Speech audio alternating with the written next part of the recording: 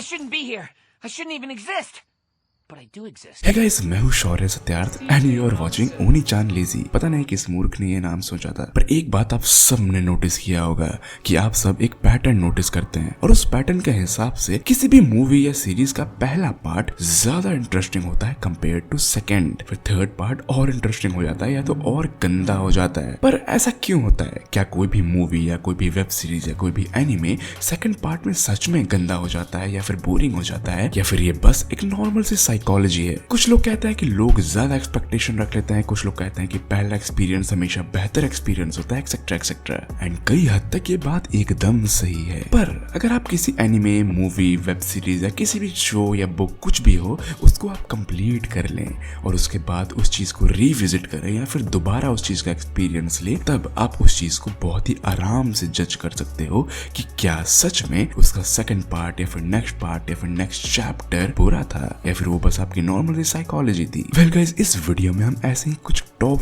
5 anime के बारे में बात करने वाले हैं जो समय के साथ और ज्यादा बुरे हो गए। उन्होंने स्टार्ट तो बहुत अच्छा किया था, पर धीरे धीरे करके उनका वो मजा चला गया और एक्चुअली में चला गया, क्योंकि मैंने इन एनिमे को दोबारा देख रखा है या फिर इन्हें रिविजिट कर रखा है, तो मुझे पता है, पर आप लोगों को नहीं। तो आप लोग ये वीडियो देखिए, नहीं तो बांका कर दूंगा। ओके, तो जो सबसे पहला एनिमे और सबसे ऑब्वियस एनिमे है वो है स्पाई एक्स फैमिली। मुझे याद है जब स्पाई एक्स फैमिली स्टार्टिंग में रिलीज हुआ था, तब ये एनिमे इंस्टाग्राम एंड रील्स की वजह से बहुत ज्यादा फेमस हो गया था, आन्या एंड उसकी क्यूटनेस की वजह से। बट जब मैंने इस एनिमे को देखा तो ऑफ कोर्स मुझे ये एनिमे काफी ज्यादा इंटरेस्टिंग लगा। एक न्यू कॉन्सेप्ट, एक ऐसी लड़की जो किसी का भी दिमाग पढ़ सकती है, और वो किसका दिमाग पढ़ रही है? एक जासूस का और एक असैसिन का। एंड ये दोनों ही उसके मदर एंड फादर है, और इन दोनों को नहीं पता कि कौन असैसिन एंड कौन स्पाई, और आन्या इन दोनों के ही मजे ले रही है इनका दिमाग पढ़ के। बहुत ही इंटरेस्टिंग स्टोरी थी। बट जैसे जैसे स्टोरी आगे बढ़ी, हम सभी तुरंत फील कर पा रहे थे कि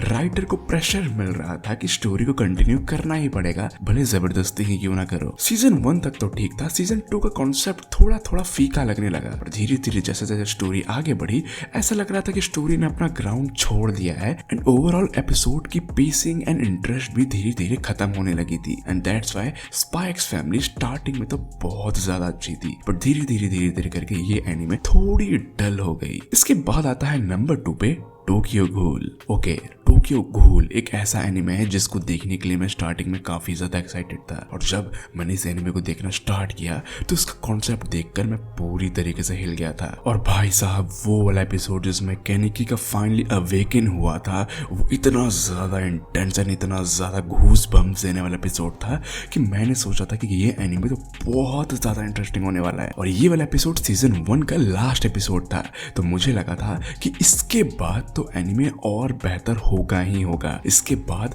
ये एनिमे वाले क्या क्या कुछ नहीं कर सकते। पर जैसे ही केनिकी अपने फाइनल अवेकनिंग में पहुंचा, तब मुझे रियलाइज हुआ कि ये स्टोरी खास कर इसके ऊपर थी ही नहीं। लोग कहने लगे कि इसकी ओरिजिनल स्टोरी जानने के लिए आपको प्रॉपर मांगा रीड करना पड़ेगा, और उस वक्त मैं मांगा पढ़ता भी नहीं था बिल्कुल। मुझे देखना था तो बस एनिमे, और एनिमे उस लेवल का था ही नहीं।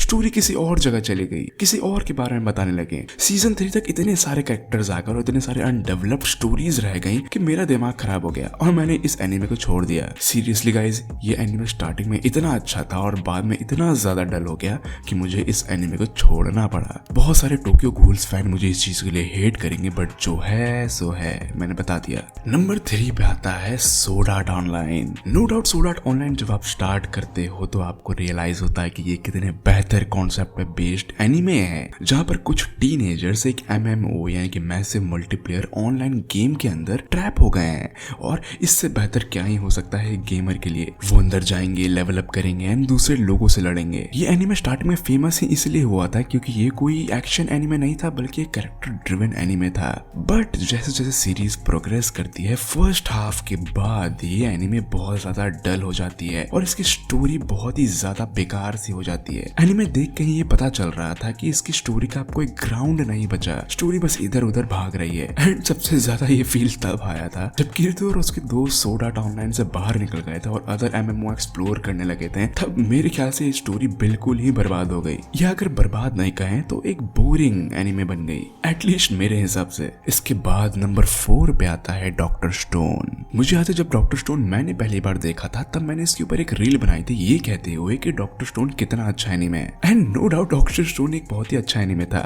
इस लिस्ट में आए अभी तक के एनिमीज की तरह ही इसका कॉन्सेप्ट भी लिटरली में आउट ऑफ दिस वर्ल्ड था एंड शायद मेरा फेवरेट था। मतलब कि जो डॉक्टर स्टोन का कॉन्सेप्ट था ये इतना ज्यादा अच्छा था कि मैं जाकर के अपने दोस्तों को ये एनिमे देखने के लिए कहता था। ये कहता था भाई ये देख, ये कितना अच्छा एनिमे है, इससे तू सीखेगा पता नहीं क्या क्या। और इसका मेन कैरेक्टर सैंको इतना ज्यादा इंटेलिजेंट था कि मुझे वो पहली नजर में ही अच्छा लगा था। जब मैंने इस एनिमे को देखना स्टार्ट किया था तब इस एनिमे के सीजन 1 और 2 ऑलरेडी आए हुए थे और मैंने उन दोनों ही सीजन को बहुत ज्यादा एंजॉय किया। बट जब इसका सीजन 3 आया तो मैं सीजन 3 के लिए एक्साइटेड था, बट जब मैं इसका सीजन 3 देखना स्टार्ट किया तब शायद मैं इसे ढंग से खत्म भी नहीं कर पाया क्योंकि मुझे ये बहुत बोरिंग लग रहा था और फर्जी के कॉमेडी सीन्स डाल दिए थे। मुझे याद है पहले सीजन में यही इसका बहुत स्ट्रॉन्ग पॉइंट था, कुछ comedy scenes and funny scenes and cute से सीन्स। बट सीजन 3 में इतना ज्यादा ओवर कर दिया गया कि सीरियस सीन बचा ही नहीं। और सीजन 2 के बाद शायद इसका मेन एंटेगनिस्ट यानी कि ये बंदा जो सबको आधे मानव की तरह मारता है ये ही चला गया था या फिर यही एक अच्छा इंसान टाइप बन गया था बर्फ में जाने के बाद। तो अब इसकी स्टोरी ने अगेन एक ग्राउंड खो दिया, एक पेसिंग खो दी और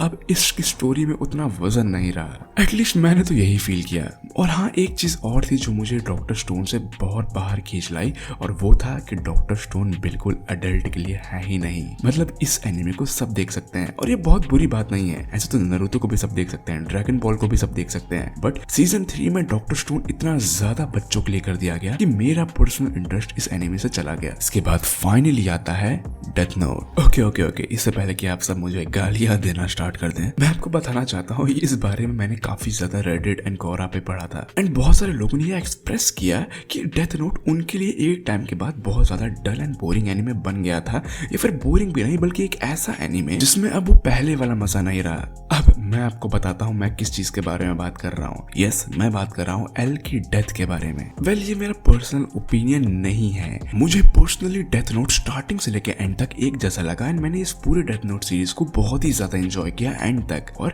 डेथ नोट के लिए मेरा बहुत ही अच्छा रिव्यू है। बट जितने लोग ऑनलाइन ये बोल रहे थे कि एल के मरने के बाद उनके लिए डेथ नोट अब पहले जैसा नहीं रहा या फिर अब उसमें वो मजा नहीं है, you know light and L की राइवलरी, इसको देखने में ही एक अलग सा मजा आता था उन्हें, लेकिन एल के मरने के बाद नियर से वो वाली बात ही नहीं आती है। वेल इस चीज को मैं गलत साबित करना चाहता हूँ क्योंकि डेथ नोट मेरे हिसाब से बहुत ज्यादा अच्छा एनिमे था एंड तक, एंड मैंने डेथ नोट को इस लिस्ट में इसीलिए रखा ताकि आप लोग नीचे कमेंट सेक्शन में मुझे बताएं कि आप सबका इस बारे में क्या ख्याल है। ऑनलाइन जितने लोग इस बारे में कहते हैं कि डेथ नोट भी टाइम के साथ बोरिंग हो गया, आप सब उनको क्या रिप्लाई देना चाहोगे मुझे नीचे कमेंट सेक्शन में जरूर बताएं। तक मैं आपको मिलूंगा किसी और वीडियो में, बट वीडियो को खत्म करने से पहले प्लीज इस वीडियो को लाइक कर दीजिए एंड इस चैनल को सब्सक्राइब कर दीजिएगा। तब तक goodbye and good luck.